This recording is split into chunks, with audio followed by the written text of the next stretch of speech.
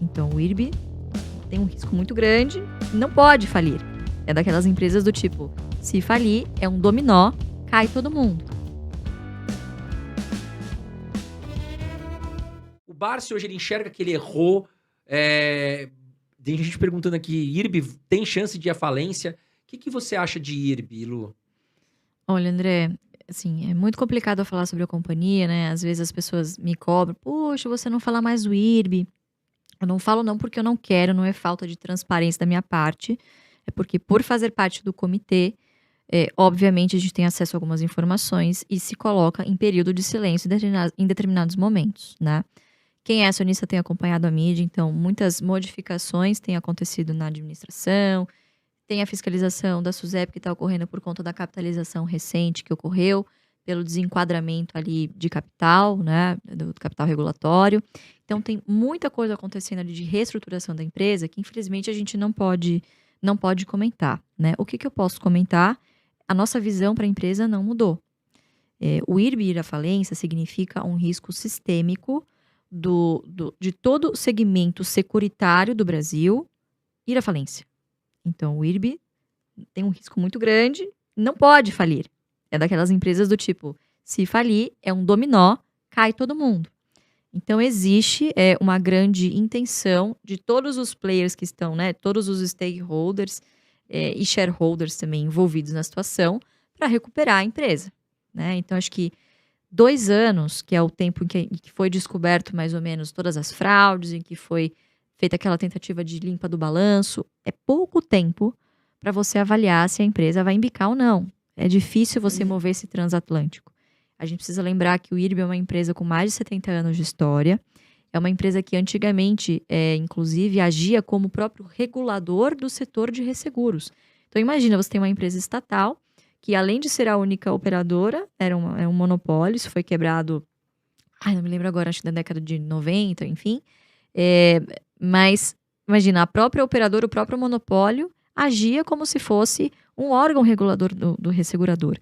Então, existe ali uma memória muito viva, uma riqueza muito grande na empresa, de conhecimento sobre o setor, e a gente aposta muito nisso no futuro. Nós não estaríamos na empresa se não fosse, a gente não vislumbrasse bons resultados mais lá na frente. As pessoas muitas vezes se frustram, o Barsi errou. Ele não quer saber se ele errou, porque agora não é o momento dele avaliar se ele errou ou não. Ele está olhando para outro horizonte. A Unipar foi um erro por mais de 10 anos, até que não era mais. Você está disposto a esperar 10 anos? Nem todo mundo está disposto. Então, outra coisa que eu sempre bato na tecla. E caiu dividendos hoje do Unipar, hein? Caiu dividendos hoje da Unipar, quer dizer, um yield absurdo, sim. Imagina, uma posição que ele gastou, vamos chutar alto, 40 milhões para montar, paga 100 milhões ao ano para ele em dividendos, ao ano.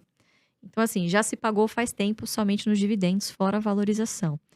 Então, as pessoas muitas vezes têm essa expectativa de que as coisas ocorram muito rápido, mas muitas vezes estão olhando com a lupa, enquanto o Barsi está olhando com o binóculo. Então, as expectativas precisam ser alinhadas aí. 2, outra coisa que eu posso falar, que também é pública, e da minha experiência lá de julho até agora. Obviamente, ninguém faz nada sozinho. Então, a equipe que foi montada lá de comitê de auditoria, o pessoal do Conselho de Administração e outros comitês técnicos são extremamente competentes e estão fazendo todo o possível para que a empresa se recupere. A gente precisa lembrar que os últimos 2 anos não só foram ruins para a empresa por toda a conjuntura do que aconteceu, mas também pela conjuntura, o cenário das resseguradoras no mundo. Nós tivemos pandemia em 2020 e efeitos climáticos atípicos ao longo de 2021 inteiro. Crise hídrica, não só aqui, mas também na Europa. Muitas catástrofes climáticas, teve quebra de safra, né? O IRB que tem boa parte da sua carteira ali vindo do rural, do agro. Então, precisa ter paciência.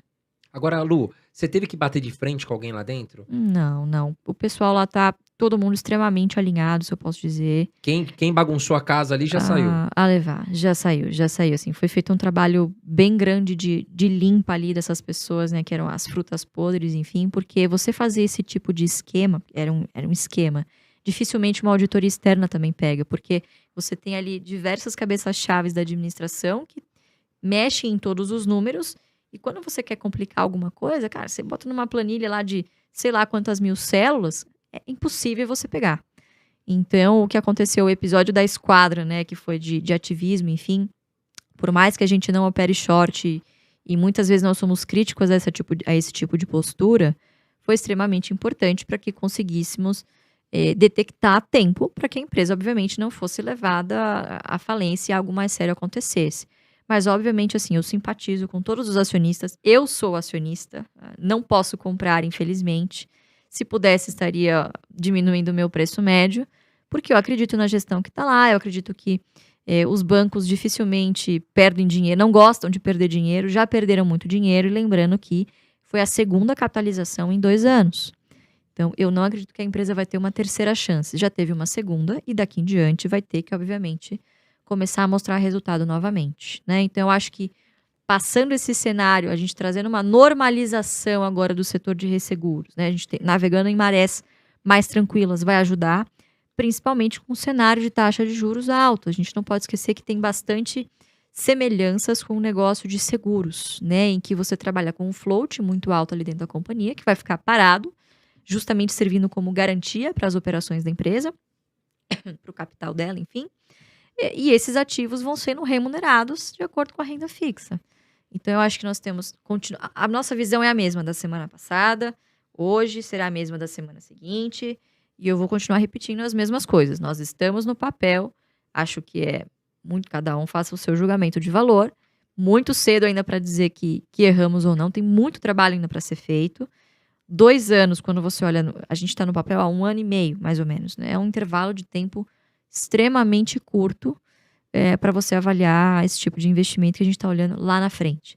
Poderemos estar certo no ano que vem, como poderemos estar certo daqui 10 anos, né? Então, a nossa posição, ela é grande o suficiente para multiplicar em muitas vezes o nosso capital, se der certo, pequeno o suficiente para não nos levar à falência, né? Então, acho que nesse tipo de empresa, sempre falo isso, é o dinheiro da pinga, não é o dinheiro do leite. Se Sim. tudo de errado acontecer, se outra tempestade perfeita acontecer e a empresa, enfim, a gente estiver errado sobre a empresa, o que vai acontecer na carteira? O que vai acontecer, na verdade, na carteira do Barça é nada, porque é menos de 1% hoje por conta dessa queda. E vai ferir o ego dele, obviamente. Poxa, né, acreditava na companhia e estava errado. Agora, se der certo, é uma puta porrada, mais uma.